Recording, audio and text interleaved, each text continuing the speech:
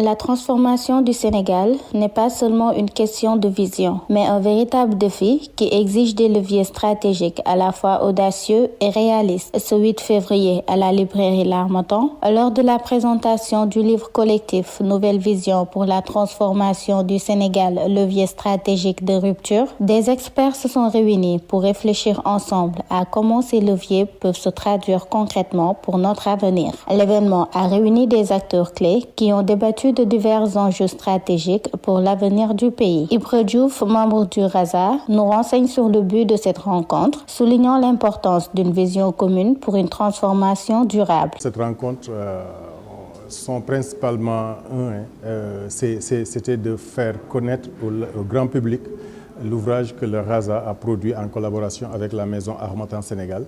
Et c'est un ouvrage qui est une sorte de contribution que le RASA, qui est une initiative, donc un think tank, constitué de cadres, d'intellectuels, de penseurs sénégalais, qui ont décidé à partir, après l'élection du président de la République, et qui avait annoncé l'élaboration d'un nouveau document de référence pour les politiques publiques au Sénégal. Nous avons décidé de contribuer à cet élan de réflexion stratégique et c'est de là qu'est né cet ouvrage. Il a ensuite évoqué les thèmes abordés dans le livre, notamment l'impact du capital humain et du cadre de vie dans le développement du Sénégal. Oui, ils sont plusieurs thèmes. On peut les résumer en 7 thématiques, dont par exemple la souveraineté dont vous avez parlé, la gouvernance. Mais je voudrais juste préciser que le concept de souveraineté, on le retrouve partout dans les 21 chapitres. Sur la gouvernance également, on peut les retrouver dans plusieurs chapitres, mais principalement dans le premier chapitre développé par notre collègue Eliman Kane, qui a travaillé en profondeur sur un appel à une révolution constitutionnelle dans son chapitre. Au-delà de cette thématique de la gouvernance, on a également d'autres thématiques liées au capital humain, à la souveraineté numérique, monétaire, économique, mais également aux thématiques de l'environnement, de l'énergie et de l'aménagement du territoire. Il a insisté sur l'applicabilité des propositions théoriques, soulignant la nécessité d'une concertation étroite avec le gouvernement pour les mettre en œuvre. Oui, nous avons effectivement réfléchi à cela dès le départ. C'est pour cela que dès le départ, parmi les termes de référence, on avait demandé à chaque auteur de finir son chapitre par des propositions concrètes qui pourraient être utilisées par les décideurs politiques au niveau national. Madame Marème Touré-Thiam, co-auditrice du livre, a quant à elle détaillé sa contribution au projet, mettant en lumière la production de connaissances qu'elle considère comme un élément majeur sur le processus de développement. Moi, j'ai 3 petites contributions dans le livre. D'abord, une contribution qui a été intégralement reprise dans l'introduction du livre, qui consiste simplement à réitérer notre rapport avec la production de connaissances, qui doit d'abord se soucier de la qualité et des impératifs scientifiques, mais qui doit aussi charrier une dimension de militance, parce que nous produisons des connaissances pour transformer la société. J'ai une deuxième contribution sur le développement qui, en tant que concept, théorie et pratique, est éminemment polysémique et plurivoque.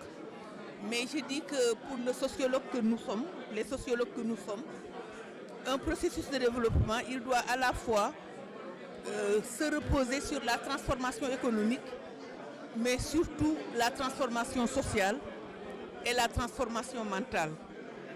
Alors que dans les perspectives dominantes, les gens parlent beaucoup d'économie, mais ils ne parlent pas de la société qui se développe en termes de valeurs, en termes de représentativité et en termes d'identité. Et une troisième contribution appelle à des équités linguistiques, scientifiques et de genre, pour que tous les acteurs et toutes les programmes de la société puissent apporter leur contribution. Quant à Eliman Kane, membre fondateur du RASA, sa contribution s'est concentrée sur les questions de gouvernance. Il souligne ainsi l'importance de réformer les structures administratives et politiques du pays afin de renforcer la transparence et la responsabilité, facteurs clés d'une transformation efficace et durable. Oui, j'ai abordé justement la question de la gouvernance et surtout la nécessité d'aller vers la refondation, carrément. Et pour moi, cela demande l'audace de ce que j'appelle une révolution constitutionnelle. C'est-à-dire qu'on a annoncé une révolution citoyenne qui n'est pas vraiment encore là. Il y a juste un changement de régime. Et que cette alternance doit être véritablement une alternative. Et pour cela, il faut aller jusqu'au bout. Et une révolution constitutionnelle devrait favoriser la création d'un mouvement collectif vers la souveraineté.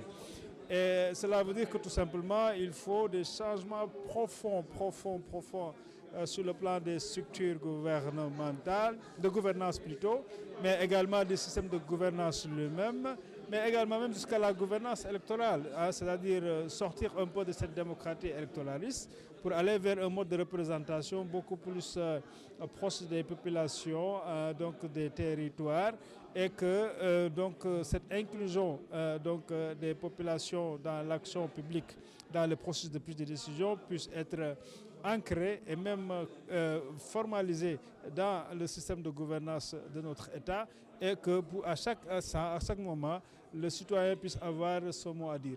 Et également, il faut d'autres formes de réformes qui vont peut-être rendre l'engagement citoyen beaucoup plus déterminant que l'engagement politique partisan.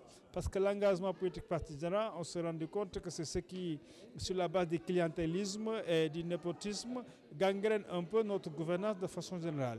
Et même à la source de l'impunité, parce qu'il faut gérer des intérêts partisans par rapport aux enjeux de pouvoir. Et donc je pense que des réformes dans ce sens-là devraient nous permettre véritablement d'avoir des structures, des règles beaucoup plus adaptées et beaucoup plus inclusive de la société. Ce rassemblement a ainsi permis de mettre en lumière des leviers clés pour l'avenir du Sénégal, offrant une plateforme de réflexion et de dialogue essentielle pour la mise en œuvre de ces idées ambitieuses.